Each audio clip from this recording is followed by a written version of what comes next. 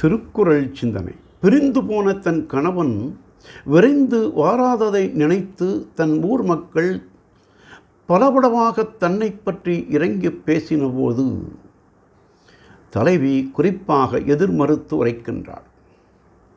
மலரினும் மெல்லிய இவளை தனியே விட்டுவிட்டு இளமங்கை உள்ளம் நைந்து அயர வளம் தேடி போனாரோ, இது என்ன போக்கு என்று ஊர் மக்களெல்லாம் பலப்பலவாக பண்ணி பேசினர். தலைவி தன் கணவர் நாள்தோறும் என் நெஞ்சில் கனவில் வந்து நிறைவதை இவர்கள் அறியார்களோ என்றும், தனக்காக அவர்கள் இறங்கி பேசினும் அதில் தன் கணவன் பழிக்கப்படுவதால் அதனை அவள் பொறுக்க மாட்டாள் என்றும், தான் நோதல் உற்றாலும் தன் கணவன் மீது யாதும் குற்றம் கூறுதலை பொறுக்க மாட்டாள் என்றும் தெய்வப்புலவர் கனவு நிலை உரைத்தல் அதிகாரத்தில் நனவினால் நம் நீத்தர் என்பர், கனவினால் காணார்கொள் இவ்வூரவர் என்றார். நாளையும் சிந்தி.